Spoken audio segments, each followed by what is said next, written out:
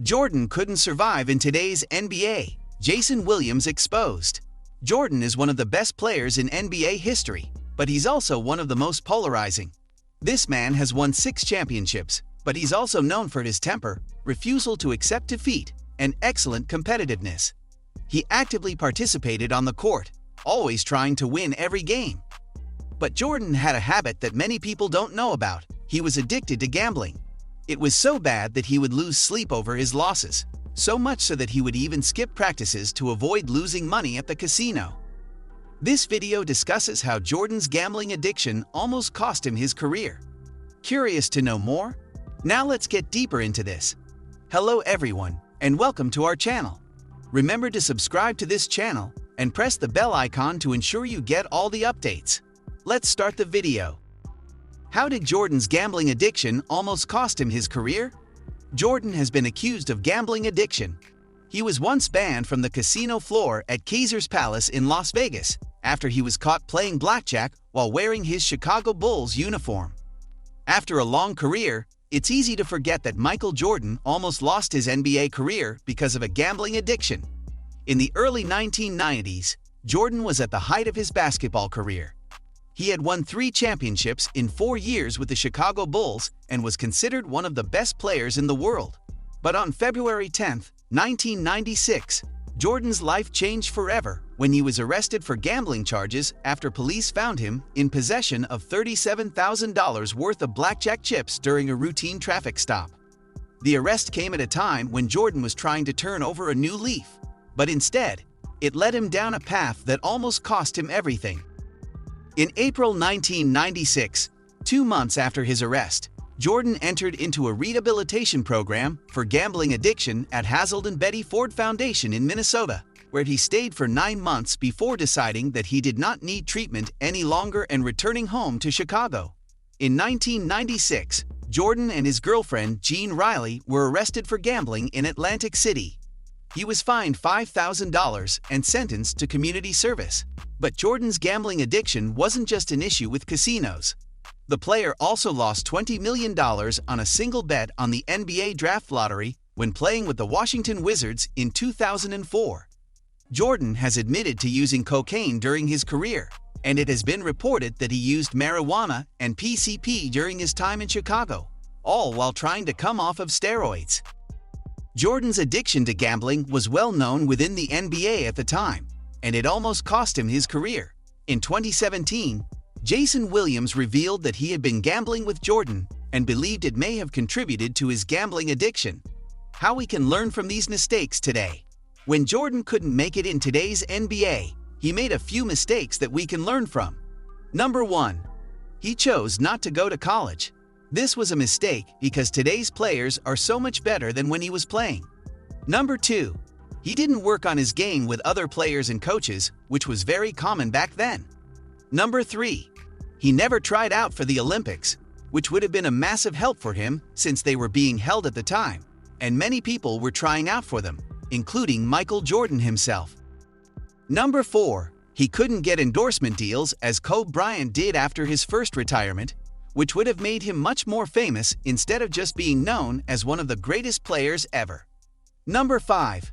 Finally, he didn't make any money off of endorsements until after his second retirement, which makes sense since he couldn't really work out or play anymore either, but he still managed to stay healthy enough for 9 years straight before retiring again at age 40.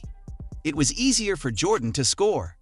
In a new meeting for the Players' Decision web recording, previous NBA point gatekeeper and perhaps of the flashiest player in association history, Jason Williams, divided a fascinating assessment on the endless correlations between Michael Jordan and LeBron James. Strangely, Williams brought another arrangement of contentions into this discussion, saying the protection is greatly improved now than when Jordan was playing, and he separates the fundamental distinction. Generally, individuals, and mainly a ton of old heads, will say guards were a lot harder once upon a time, and even though that may be fairly obvious, the fact of the matter is the dispersing has changed decisively. As indicated by Williams, Jordan could score at such a gigantic degree in light of the shortfall of unlawful safeguard and its inclusion. That implies assuming you see Jordan positioning to get for an ISO, and you realize Longley won't shoot a three. So you can't leave Luke until Jordan gets the ball, or you will be whistled for an unlawful guard, giving the Bulls a specialized free toss. This fundamentally ensured that you could have a second or so to go after against single inclusion on any disengagement. For extraordinary scorers, this was, in many cases, all that anyone could need to set themselves up in a way where no measure of help guard could stop them. Meanwhile, the principles have changed, and Williams accepts that LeBron gets uncalled for analysis for his choices, not to make the last effort. Williams thinks LeBron has a high ball level of intelligence and is generally watching out for the most ideal shot, regardless of the off chance that it's for himself or his partners. In addition, there is more inclusion on edge, with players continually turning on ball screens and preparing to help since groups today need that kind of flexibility if they have any desire to find success. LeBron got it unique. Williams doesn't affront Jordan using any and all means, however, thinks the principles went in support of himself of scoring in such an extraordinary manner. He knew the principles and mishandled them however much he could, which was one of the fundamental explanations for the Bulls' huge accomplishment once upon a time. Eventually, Williams offered something disputable, encompassing Jordan, and the Detroit Cylinders crew is known as the Terrible Young Men. Williams accepts it is absolutely impossible for LeBron to experience a similar beating since he is simply greater and more grounded than any other individual. It's perfect to hear when previously experienced and educated NBA players like Jason Williams share their viewpoints on these points. Since he is so acquainted with the association and has contended with many extraordinary players on a daily basis, his viewpoint certainly holds a great deal of weight. Williams came into the association in 1998 toward the finish of Jordan's second three-peat and saw the progressions in the NBA until he resigned in 2011. Regardless of whether you can't help contradicting his perspective, you should regard it since he sees the game diversely and has relevant experience. Bringing substantial contentions into these discussions is vital and inviting, for the most part, since it's completely founded on private inclination and not an excessive number of verifiable thoughts.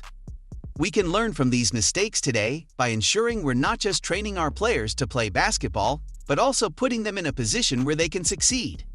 The best way to do this is by having a diverse team of age, race, and gender. When you have a team full of people who are different from one another, you can't help but learn from their differences. We need to ensure everyone on the team has access to the same resources so they can succeed at whatever they try their hand at. For example, if your team is comprised of mostly black players and you want them to be successful at shooting hoops, make sure that there's a shooting coach on staff who knows how best to teach them how to shoot effectively. This is it, everyone. So, what do you think? Leave a comment and let us know. Thank you for watching the video. Remember to like the video and subscribe to the channel if you still need to. Also, put on the notifications because the following video is going to be a great one.